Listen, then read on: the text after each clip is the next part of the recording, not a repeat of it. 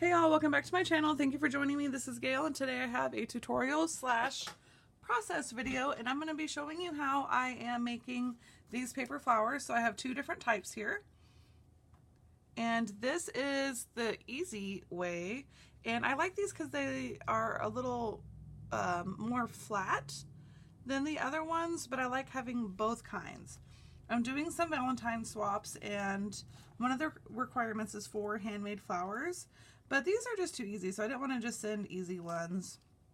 I'm going to send more like 8 flowers because I want to have a few different kinds of each. If you're hearing my stomach growling, sorry. Okay, I've tried to film this so many times and the world is against me today, I think. So I'm just, keep at it till you get it done.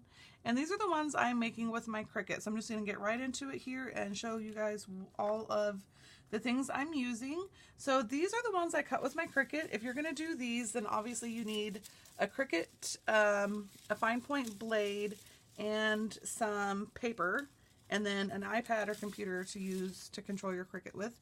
This is kind of what they look like once they're cut. I cut these to about 5 inches, and I'm going to have to put the information in the down bar about what flower I used and what size I cut it to. I'm filming with the iPad, so I can't look right now, obviously. This is 2 flower punches, 1 small and 1 big. I have what I'm going to use for the centers in the flowers. I have a Cricut quilling tool, which is my preferred method of using the Cricut flowers. These are some reverse action tweezers. If you don't have a quilling tool, you can try it with this, but I have to say I don't like using it. This is actually a ceramic tool, and that's what I'm going to use to shape my flowers, but anything round will work. Like you can use, I used to use this before I got my tools, and it kind of works, but it's not as good. I'm using a soft thimble to protect my finger from getting burnt. This is just a piece of foam that I have left over from making my own pressing pillows, and I have a glue gun, which I dropped the F-bomb about my glue gun, which is one of the attempts at filming this video, and the other 2 times I ran out of storage on my iPad. So this is like my 80 millionth time doing this. This one I almost had done, so I'm just going to really quickly glue the center on so that can be done. I'm just going to lay that right down there. Super cute. Alright, so we're going to start with the easy ones. I'm going to use my foam. I'm going to pick my flowers. I used 2 of the big ones and then 1 little one. So I just showed you that I used a gem on this one. So on this one I'll use one of my little, these are just tiny flowers, and I didn't want to put a red gem on top of a red piece of paper, but I'm trying to use up all my scraps from the projects I've been making, which is why I chose these papers. And so basically what I'm going to do is I'm going to take my round, the bigger ball on this thing, and I'm going to shape my flowers. And this is why you need a foam or like some scrap fabric or a towel or something soft. And I'm going to start right in the middle and just go in a circular motion. And I have to apologize if this is kind of shaking the camera. I apologize. I have improved my camera rig, and I just spent about 45 minutes changing out my camera and lighting.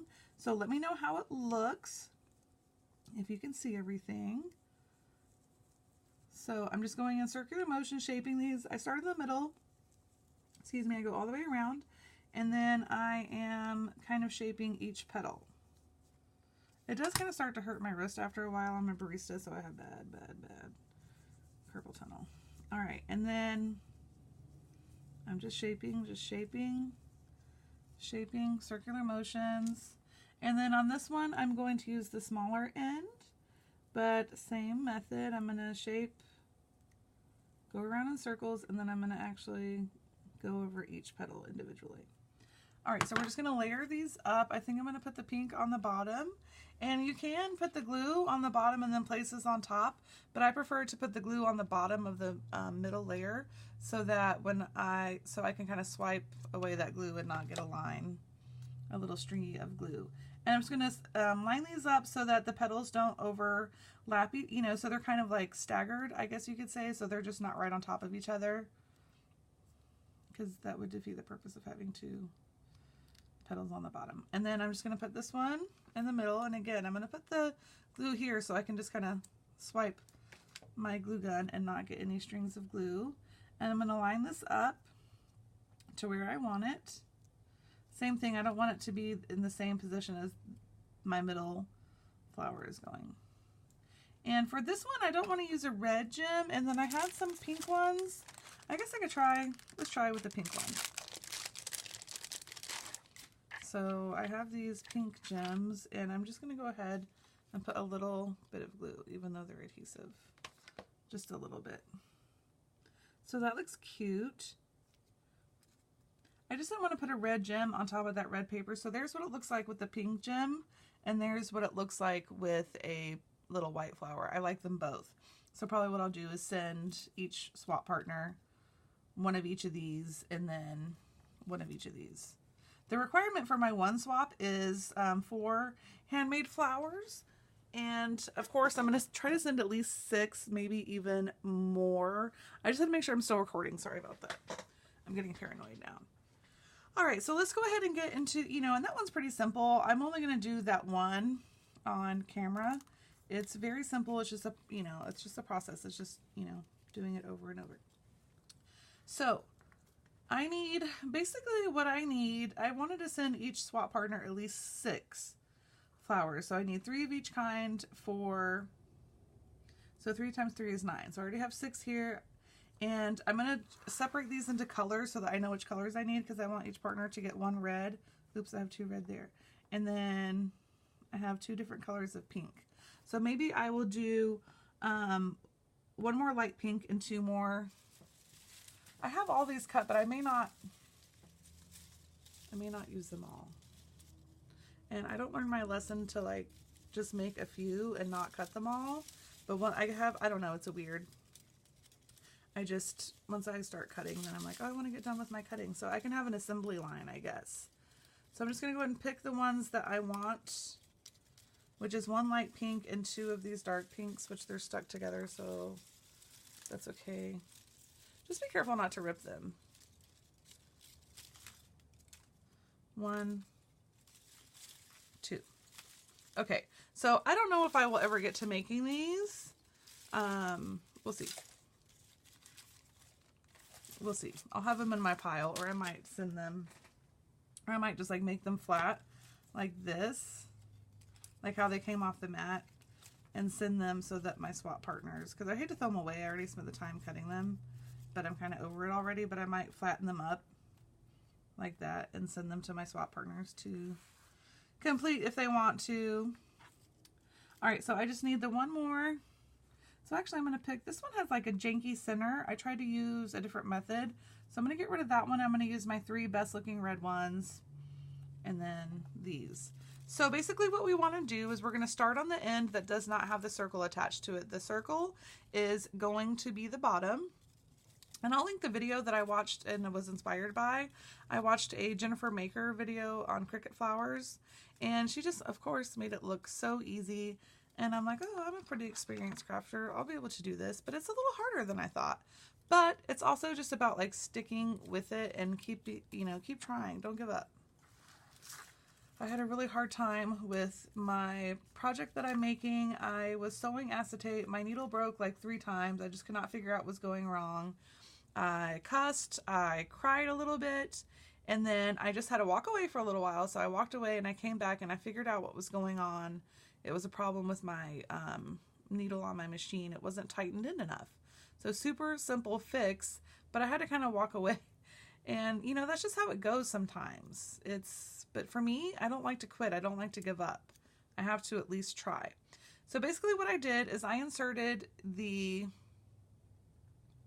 edge of the, let me start over. I'm going to start over because I was talking and I didn't tell you what I was doing. Okay, so I'm going to take this little piece right here, the little flap that sticks out beyond that petal, and I'm going to place it down in my quilling tool. Okay, and then you just want to start spinning. So I'm going to grab it. I want to hold it taut, and I'm just going to keep spinning and spinning. You want this to be even, so you want the bottom to be flat, so when you go to glue it, everything sticks together. And it's much easier at first, but the more you have on there, the more difficult it is to get them to stay. So what I'm doing is, what I do is I kind of push down from the top and up from the bottom to keep the bottom flat, but you don't want this to come off the quilling tool. So you just have to be careful. But I want that bottom layer to always overlap itself. So the line that they're all on, you want it to line up with the previous row that you've already spun, if that makes sense. And once you do it, you'll kind of get an idea, more of an idea for it. It just fell off the thing. Okay, so it fell off the thing, so I'm just going to keep spinning it and just use my fingers to hold everything because I really don't want to start over. So it came off the quilling tool, so basically what I'm going to do is I'm going to hold this and I'm going to keep spinning, keep spinning. I'm going to keep spinning. And I want to tighten it up with every row. I've already had it fall off the quilling tool once, so I knew that it's going to be okay. But you just want to keep it tight and keep it flat.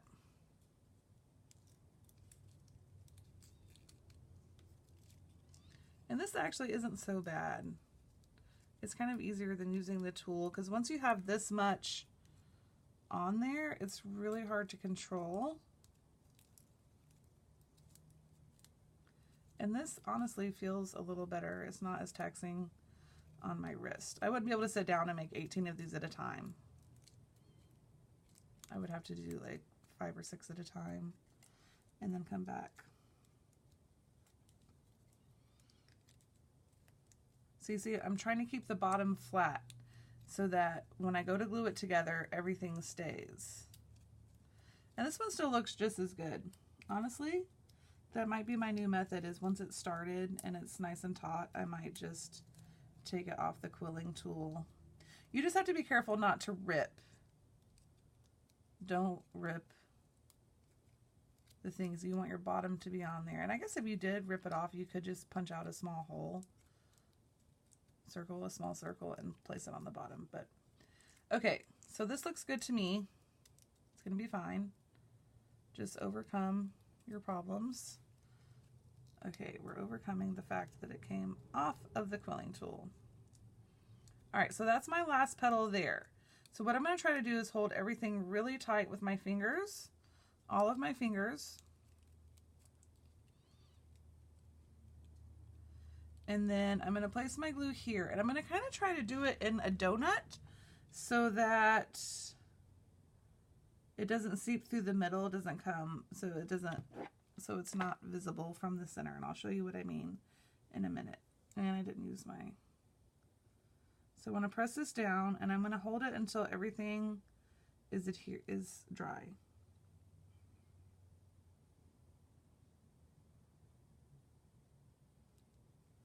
All right, so a little bit came out of the bottom, but that's not really going to matter at all. And let's check out my center. Yeah, no glue came up through the center, so that's good. And this looks fine. It really was okay that it fell off the tool. You really just need that tool to start it. And that looks really good to me. And I kind of play with mine and open them up and make sure not too many hearts are are stacked up on top of each other, if that makes sense. So I think that looks fine. Super cute. And I did have one where the glue came through. Let me try to find it. See, on this one, you can kind of see the hot glue in the middle, but honestly, it kind of looks like a little drop of dew, so I'm not even that mad. So these are the flowers I have completed so far, and I guess I will try, even though I really do not like using the tweezers, but I wanted to give you another option for if you did not have a quilling tool.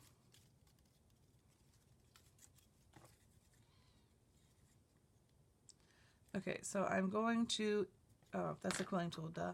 Okay, so I'm going to open up my tweezers, place them on this little tiny flap where we're going to start everything. And so I'm going to twist it like that. And it's really easy at first, and you're like, oh, this is just as easy as using the quilling tool. But the more you have on there, the harder it is to control and make flat. So I'm going to, on this one, with the tweezers, instead of holding the flower, I'm holding the strip of paper, if that makes sense.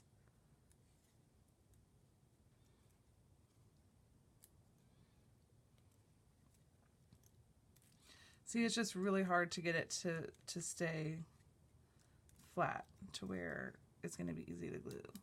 And see, it's already, ugh, I hate it. But I guess I just need more practice. I shouldn't say I hate it, but you'll see. Yeah, I don't even like using the tweezer. Never mind, don't use the tweezers. We're going back on that. I'm going to use the quilling tool because it just comes out way too uneven with that thing. So I'm just going to hope that it will still work. And I'm going to use the quilling tool. Tweezer is not for me. If you can get it to work, let me know how. And if you watch the Jennifer Maker video, she will give you, I think she made her own quilling tool. So good on her, but I don't have time for that.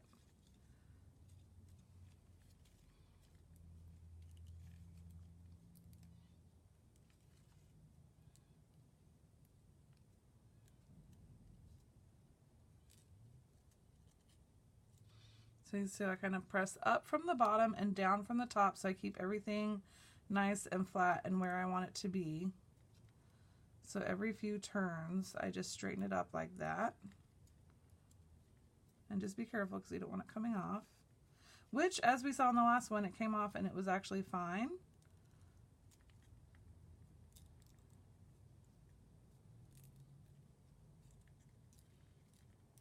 All right, so I'm going to straighten it up a little bit. And just keep going. I'm about halfway there. I think I'm just kind of over it because I've tried to film this video so many times. But I wouldn't be able to do half of what I do if it wasn't for people on YouTube showing me how to do it. So I figure, why not have a little channel for myself and my friends and kind of show you what I'm doing. I don't have the big, professional setup that Jennifer Maker has, but such is life. It's okay. And I don't even have enough YouTube subscribers to really monetize or anything. I'm not doing it for the money. I'm doing it for the love. The love of crafting. Like, I love crafting. And I love sharing what I do. So here I am. And if you can learn from my mistakes, it makes it all worth it. If you can learn from my mistakes and my experience, then that makes it worth it to me. YouTube is kind of hard. It takes a lot of effort, and it's, it's costly to get started. You need all the setup and everything. But it's fun. I've really had fun with it. I've really met some really cool people that have taken the time to watch and comment on my videos. And I appreciate every single one of my viewers and every one of my followers on Instagram. This is a great community. I've really met a lot of people that are good friends now. So I'm keeping it flat, pushing it up. I'm almost to the end, and like I said, the more you have on there, the harder it is. But I just wanted to show you one time with it not falling off the quilling tool. So now I'm going to glue everything together. So I've that last little petal on there, and there at the end it kind of got a little wonky, but it's still going to work. So I'm going to open this up. I'm going to do the donut. And on this one, it might not even work because it's not as even. But we're going to go for it, and I'll show you how it comes out. So I'm going to push in from the top and kind of try to even it up as it's drying. Make sure all my layers have glue. And it held together just fine. And it looks good. I don't know what that noise is. Okay. So that one, a little bit of glue did come up, but it looks like dew, so it's cute. And I kind of like to open mine up just a little bit and shape them. You can do, you know, once you do a few, you'll figure out what you want yours to look like. But I like mine to look a little open.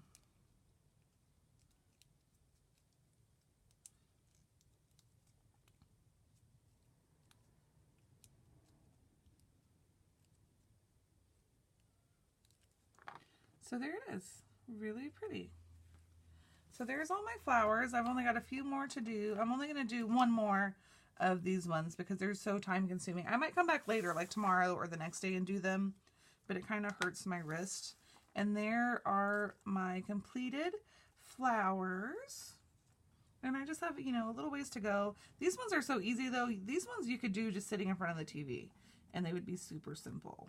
I just don't like moving my stuff and my glue gun and whatnot, and I have the cat that gets into everything. So, but let me know if you have any questions. I will link all the stuff down below and let you know all the sizes of everything and the information number on the flower that I used. And if you have any questions, leave them in the comments down below. Thank you so much for watching. I know that your time is precious and I appreciate you spending it watching my videos. Thank you so much, and I will see you in the next video.